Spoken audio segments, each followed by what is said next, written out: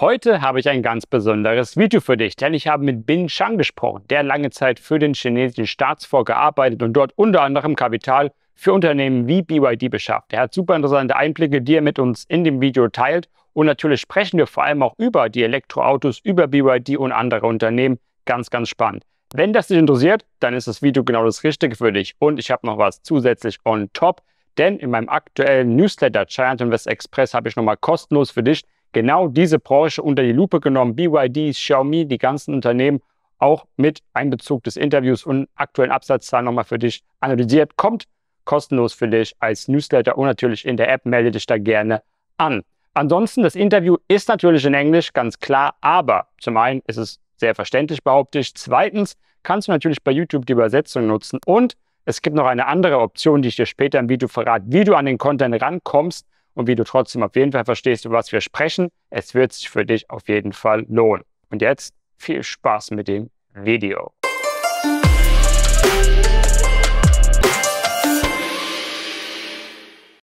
Yeah, a very warm welcome, Bin, today to my channel. But actually most people don't know, it's pretty early in the morning. It's 6 a.m. here in Vietnam, 7 a.m. in Beijing. But yeah, we are people who gotta work early, and especially sometimes here the noise can be disturbing. Yeah, welcome to the channel, and maybe we just start with a brief introduction of yourself. Maybe tell people what's your background, especially in terms of investment. Okay. So, good morning, Eric. Thank you for having me here. I'm very glad to join your program. My background basically, I'm a finance guy. I started, doing investment, since year 2001. I started in a fund, in the mutual fund, based in Shanghai. I worked there for quite long time, probably more than 13 or 14 years. Then I switched to, private equity fund. The first private equity fund, we focus on the real estate. When the China's, real estate, was having a bubble, so we made a lot of money from the real estate.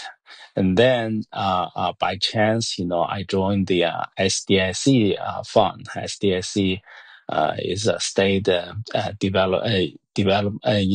state development investment corporation, one of the biggest, private equity fund in China. So they basically, invested, in the industry which are in line with the Chinese, national strategy, the so-called, at that time, so-called, Made in China 2025. So I worked there for several years and looking for innovation, looking for, technology, try to collaborate, Beijing, Tianjin, and Hebei, called, Jingjinji, Industrial Collaborative Fund. So at that moment, I realized, the innovation actually was quite important, for technology development eventually, for the product and the market. So that's why I think since the year 2017, I traveled a lot between Europe and China because, my colleagues, they covered, North America. But, for me, I tried to develop the kind of, collaboration with the European countries, particularly in the Switzerland. So that's why I had a chance, to build up, my network in Switzerland, and I know a lot of people in the ecosystem. And now, right after the pandemic, I made a very brief decision, at my age, I decided to go to Switzerland to stay there, to find, to try to find the target to invest, but not for SDIC anymore. I worked for a private, the family office, family office, invested, several Swiss startups and try to bring them to China to expand their business, to lower their cost by Chinese competitive supply chain. So that's what I did. Yeah, you make it sound like Switzerland is an early retirement for you, but actually you still look pretty young, to be honest. Um, Maybe let's dive a bit into the tech topic, because obviously you have a lot of insights, and that's a very recent thing with DeepSeek. It's kind of, I would say, almost a little bit of hype right now. But I would be curious, do you think that, DeepSeek probably for you is less a surprise than for many investors, because you got insights for a long time. You know China is very strong in this field. But are you still saying DeepSeek is a special moment which might freeze up some more potential for the entire sector, for the economy, and is something that actually even, let's say, surprised you a bit, how strong it can be and what it can also mean for companies in the sector, like Alibaba, like Tencent, and the whole ecosystem in China? Yeah, but actually, the DeepSeek, still, a little bit, surprised me, because, but the AI, AI's development in China actually, will not surprise me, because since year 2015, when Chinese government rolled out the Made in China 2025, it clearly say, the government will promote, artificial intelligence. So at that moment, I know several, very big, AI companies, like SenseTime, like I don't know the English the name, but like Congyun, 第四范式, they are very good, artificial intelligence company. But you probably remember, their application basically is on the facial, recognition, and those finished product, will be installed in the camera for surveilling, the traffic, for surveilling, the people, and government will pay the bill. So that's why, DeepSeek for me, is still, a bit, surprise, because, it's a completely, competitor to the OpenAI. And I used it. I feel really good. Really good. But I don't really know, how they develop this, artificial intelligence, because their background is very interesting. They actually developed AI for the first, used in the quantitative investment, and they were very successful. I heard, they made, billions of, RMB, quite a large amount of money, and they used the money they earned to develop the model, to compete with AI. So, for this story, I'm really, surprised. I'm really surprised. Yeah. I believe, the DeepSeek, will be popularly used in all sectors in China. What I heard from here this time, the government, the local government, and state-owned companies in China, they already started learning how to use DeepSeek. So that would give, I think, a very deep influence, to future, how to improve the government's, efficiency, how to improve, state-owned companies' performance. I think it would be good, to my view.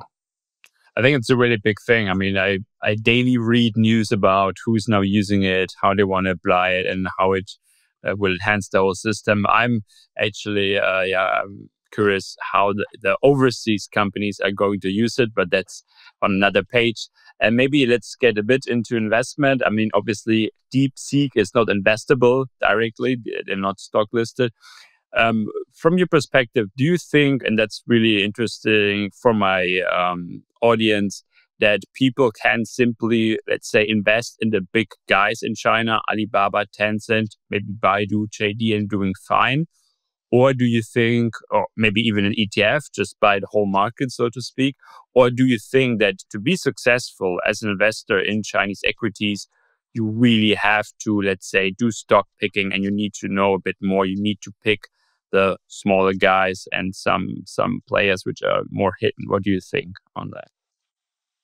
Well, I think, in the short term, the performance of stock market, won't be very good. Because currently, the shape of a Chinese economy doesn't look good. The consumption market, it's very low, and a lot of people, they are losing the job. They don't have a revenue. They don't have a spending. And also, for some high end, I saw so many high end, luxury, stores or the restaurants. They are shutting down in Beijing. I saw so many. So, but I think, for the blue chips, we call it the blue chips, stock, representing, Alibaba, Tencent, I think it's still, attractive, to the foreign investors, because, in general, they have,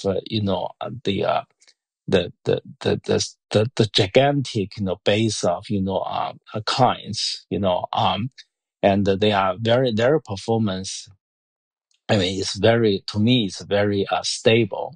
But of course, when you buy the blue chips, you gotta see the relative valuation. So if the valuation is under the value, of course, you gotta buy it. But if it's over, for example, in the past few years, it's booming and is overvalued, of course, you better not buy it. But to me, in the long run, the performance will not have a significant improvement, Okay. because in our economy, we still have a lot of problem. Regarding the stock picking, if you want to, find some, we call it the black horse, I think, you will have a lot of, opportunities. Why? For example, DeepSeek. But for long run, I have no idea how DeepSeek, will survive, how the Chinese government or regulator will influence them. I have no idea. But as long as, your business is in line with our 5 years plan, so you can easily get the subsidies from the local government. I mean, in the very short term, your performance, can be pushed up, quickly. I think that could be an opportunity. But for long term, the value, so you gotta be very cautious. Yeah. I mean, I guess DeepSeek will not run out of money. They will make sure they have sufficient financing. Yeah. Let's maybe talk a bit about one sector that is especially interesting for my German audience, because it's an industry that we are well known for, that we are really dependent on, and that we are struggling in. That's the car sector nowadays, especially the electric vehicles. You have now really good insights into BYD, for example. How do you see this sector in general in China? I mean, obviously it is sort of booming, but there's a high base effect. We know it's very competitive. And then my question is, I can tell you I'm invested in BYD and in Xiang Li Auto. And how do you see the sector? And do you think that BYD, which are doing really well, is the best pick? Or do you think there are other companies which are better, or it's a sector where you say, hands off, too dangerous, too competitive? Well, I would say, BYD, you have a very good investment. Actually, when I was in the SDIC, our fund invested in the year 2016 and 2017. Probably, we invested 2 rounds. I would say, BYD, in the recent years, their value chain, they actually, control the whole value chain, from the battery to the cars, and they have their own, R&D, they actually invested even, some, potential startups, doing the semiconductors in China. So I would say, they cover the whole value chain. That's why they have a, comparable, advantage, than the other Chinese, EVs. For example, like, Weilai, NIO, they actually, bought a lot of things, the technology, from Germany, they assembling in China. So that's why, but they still rely on somebody to provide them, batteries. Batteries actually, it's quite important component in the EV. So I don't think, they can, they can work well in future because they have to lower, the cost. Otherwise, they were losing competitiveness in China. But, BYD is a model, they own the whole value chain. But, the competitor is Huawei. Huawei, they are doing in a different way. They just develop the car, and they set up the standards, and they outsource into other Chinese EV manufacturers. They actually outsource to four Chinese EV manufacturers. I saw their car in Shenzhen. It's very nice car, very nice car. I think their model is similar to Apple. It designed in California but produced in China and sell, globally. To me, I personally, like, Huawei's model because it's in terms of business, it's safe. They just provide some soft things. But, for the hardware, actually, hardware is very competitive in China. A lot of people, they can produce cars because, in the past 10 years, the government heavily subsidized the EV industry. So that could easily, create the over demand things, oversupplied. So the price is not that profitable. Actually, the margin is very, very low. Unless, company like BYD, they own the whole value chain, they can control the price, that they can still have the profit, from the EV manufacturing. Yeah, I see it similarly. It's interesting that people are super interested in NIO because probably of the battery swapping technique, but I'm also very skeptical. I'll tell people, hey, the company is not making really money. And as you said, the batteries are very crucial. And now everyone is looking more to Xpeng because they're very strong on the technology side. And they think, oh, why is Volkswagen, the big German company, investing so heavily in them? But yeah, I believe it's a very difficult space, very interesting. But other than BYD, and personally, I think Li Auto is a good brand, but also Li Auto has the same issue with batteries. It's really difficult. Maybe apart from, we talked about AI, about technology, and about electric vehicles, is there any other sector that you think is really interesting for investing? I mean, I heard luxury, you said maybe not. Is there any other sector which is maybe a bit neglected by investors, which you think has, especially when it comes to recovery in China, which has huge potential? Yeah, I think probably one potential track would be the clean tech. The clean tech, because China, if China wants to have sustainable development, they have to be put more attention, on the climate, on the carbon, emission, on the renewable energy, and I think for the clean tech in general, we have to look at them. There would be a lot of opportunities. I compare Chinese clean tech with the Europeans because the European, I heard invested probably trillion euro. They plan to invest €1 trillion to improve, to preserve, the climate, and so I think in this sector, China is far behind, Europe. So I would say clean tech, gonna pay more attention. And probably the other side, the other sector would be, the life science. Life science, in general, will have, two sectors. One is biotech. The other is, medtech, the medical device. We call it medtech. Biotech actually, right now, they are facing a difficulty to raise capital. So I just came back from Suzhou. Suzhou, they have a BioPay, claimed to be one of the biggest, biotech ecosystem in China. I saw a lot of, startups, they are hungry, for the capital, to develop. But they have their own problem. They actually use the money, for a lot of infrastructure, which is supposed to be shared, not your owned. So that's why they are running out of capital quickly. But still, I think China needs to develop biotech. On the other hand, medtech is the same thing, because as I said, medtech, for the hardware, the price, you cannot, the rest of the world cannot compete with China. It's so good and it's so cheap. The only thing is, you gotta develop the methodology, the software, to raise your standard, to improve the performance of the medtech.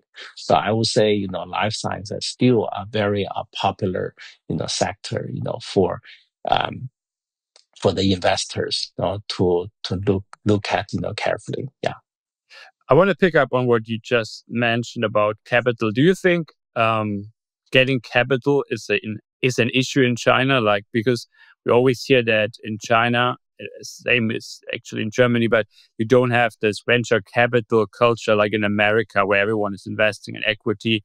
Sometimes you worked exactly in this field. It's hard to get money to make people excited to invest in these fields.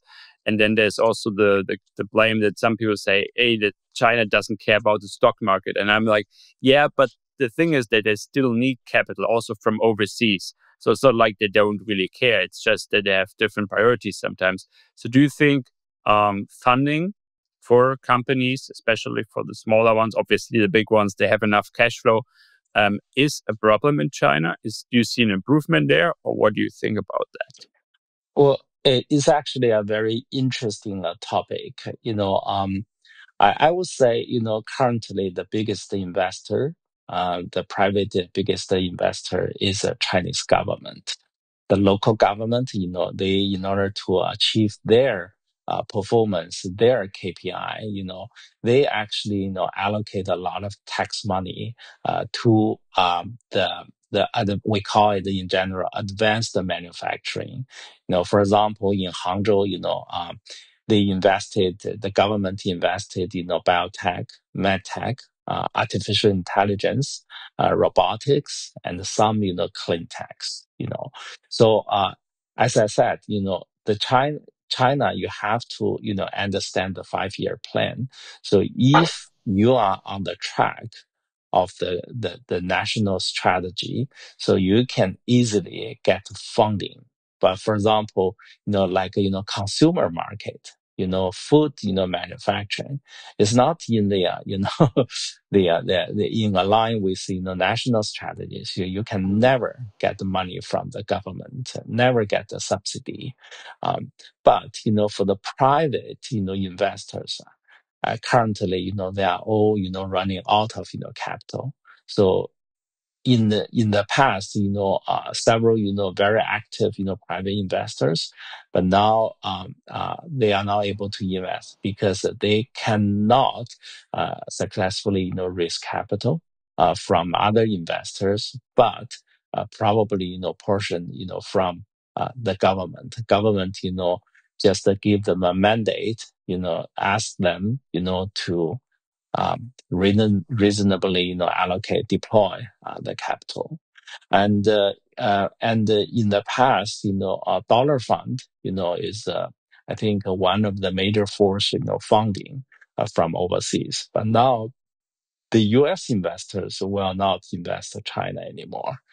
So for those, Chinese private investors like Sequoia, like Saifu, or Qiming, they barely raise capital from U.S. anymore. Yeah. And the European investors, they are very, very conservative. Even in the past, very few capital, deployed to China.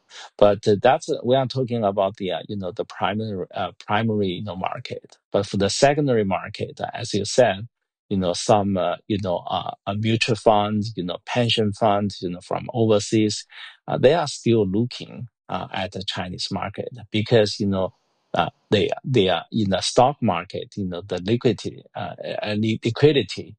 is good.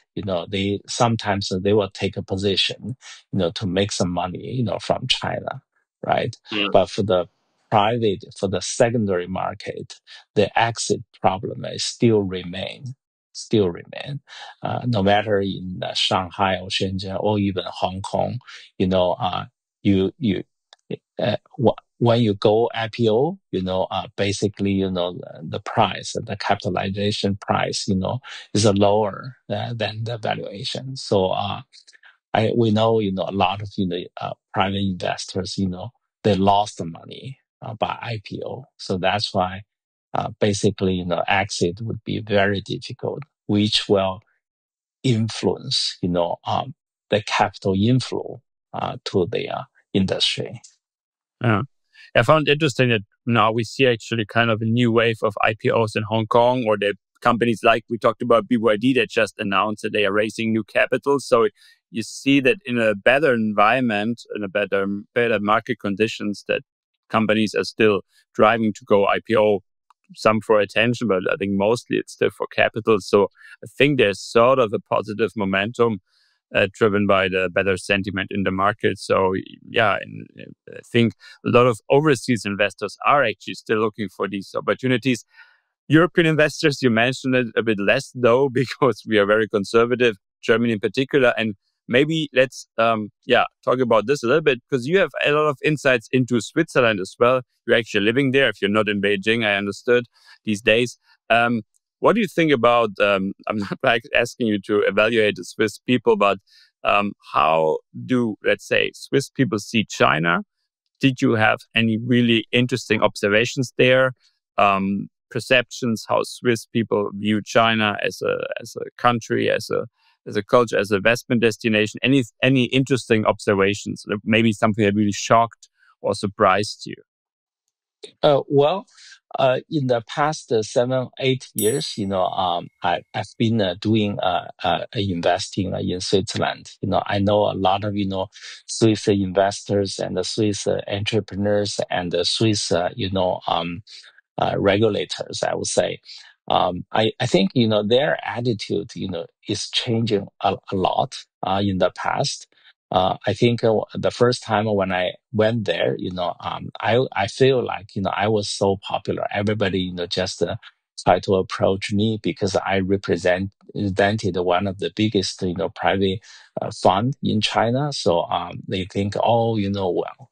The Chinese investor would have, tremendous amount of money, they are willing to deploy to Europe, particularly in Switzerland.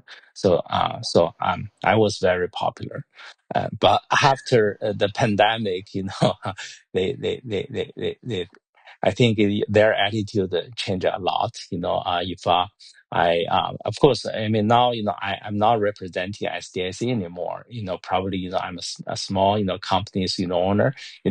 For them, they will have, when we meet, they have a lot of, a negative attitude to China. I think the reason is Switzerland is very international. They have a good relations with every major, industrial countries. If China doesn't work, they can quickly switch to US, quickly switch to Europe. So, in other words, China is not the only market for them, right? So China is attractive, but it's quite challenging. for them. And once they feel their environment is getting difficult, has some problem, I think the first reaction is, they will, try to avoid the risk cost, to their business.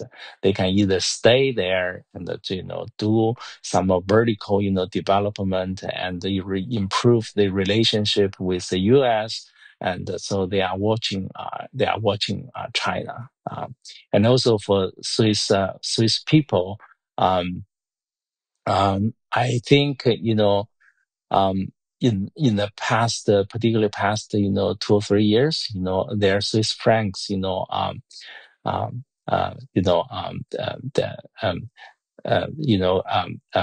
to say, it's getting more expensive, right? Pretty So, strong, yeah. very strong, very strong. So for Swiss product, very difficult, to export to China, and for the Swiss, watches, currently I think it's not very good, to export to China, because in the past when business is booming, the corruption, the rich people, they can easily buy, those, the watches, as a gift, to for their business. But now, basically, the mindset, of Chinese rich people, have been changed a lot. It's only the job that which they can still afford to buy because it's a So commodity. that's why, to me, I think it could be a, opportunity to export, their technology, because China, hungry for technology, to my, observation, the innovation from 0 to 1 would be very, very difficult in China. The reason is very simple. The education expense in China is getting higher and higher. For a middle class, family, if they want to raise a elite student, I would say, from beginning, to the public school, then after to the best, middle school, then go abroad, to have a college education in U.S., and then master, doctor, at least the family will cost like 5 million RMB, almost, 1 million US. So it's very expensive. That's why those, children graduate, the first thing they want to do, they want to find a very good job to pay back. That's very normal. But in the Switzerland, in Germany, the German spoken areas, the education is basically, free for the local people. So that's why they give you a lot of space, to think different. But in China, you are not able to think different. You gotta compete with others to get the best job. So that's why, I really encourage, Switzerland, to export the technology, try to, do business with China, by taking advantage, the competitive supply chain in China. And, Swiss, can use their technology, to integrate to their Chinese, value chain to extend, their business. I think that could be a smart way to do it. But of course, Swiss people are cautious, about their, IP protection. Yeah, IP protection. But my advice would be if you go with Chinese investors, to collaborate with, Chinese counterpart, I think you will have a less risk, because the investor, will try to protect you. They want the company to be sold. They want the company to go IPO, right? So that's why, basically, the interest, will be easily aligned. So that's my advice to the Swiss, startups.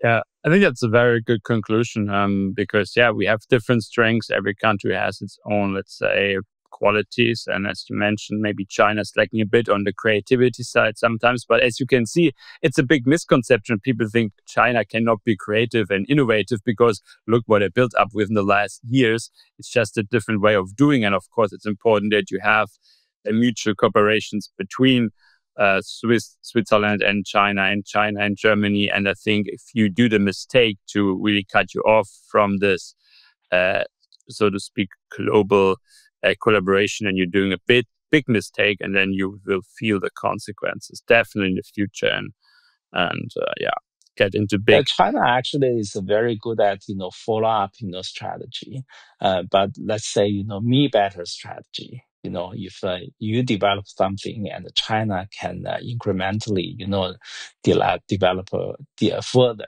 to make it much better. So that I would say me better strategy in China is very popular, but the strategy like first in class, as I said, from 0 to 1, I think it's getting more difficult in future, for China to do it. Innovation is not something government can push up. Innovation is just thinking freely and do things different. In China, you can imagine how difficult to do things different.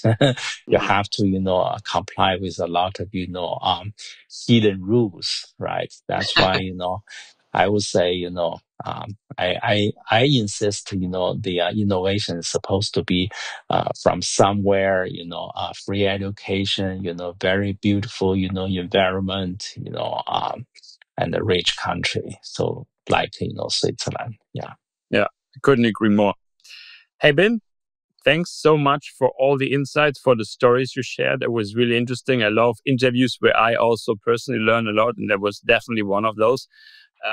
I hope we can maybe repeat this in the future and in not so distant future, and to give more insights, and maybe depending on how the world is changing, how things are developing, we have some new interesting stories which you can elaborate on. For now, thank you so much, and I hope also personally we can maybe see each other in China this year or anywhere else. Let's see. Sure. It's my pleasure. Thank you for interviewing me. Thank you very much, Eric. Ja, welcome. Ja, das war mein Interview mit Bin Sheng. Ich hoffe, du hattest beim Zuschauen genauso viel Spaß wie ich selbst beim Partizipieren. Für mich ganz, ganz interessante Themen, auch mal ein bisschen abseits von den Sachen, die man normalerweise bei YouTube so findet. Und deshalb, wenn das dich interessiert, das wird sicherlich nicht das letzte Interview hier gewesen sein mit einem echten China-Insider, dann lass gerne ein Abo da und aktiviere die Glocke. Wenn du jetzt sagst, Erik, fand ich gut, aber ich habe das nicht zu 100% verstanden, entweder weil wir so rumgedruckst haben oder weil das Englische ein bisschen schwierig zu verstehen war, dann habe ich noch eine Lösung für dich. Ich habe extra in meinem Podcast China Calling eine Sonderepisode gemacht und habe dort nochmal die wesentlichen Punkte zusammengefasst mit meiner Stimme auf Deutsch und das Ganze komprimiert. Und zusätzlich, wir haben natürlich vorher und nachher auch noch so ein bisschen gesprochen, off-camera. Und da habe ich auch noch ein, zwei Sachen, die ich damit einfließen lasse, die es hier bei YouTube nicht gab. Also melde dich gerne an, also abonniere den Podcast, hör dir die Folge an und dort hast du nochmal die ganz interessante zusätzliche Infos und das Ganze zum Abrufen nochmal in komprimierter Form. Ich bedanke mich jetzt fürs Zuschauen und sage bis zum nächsten Video. Xia Hui Tian.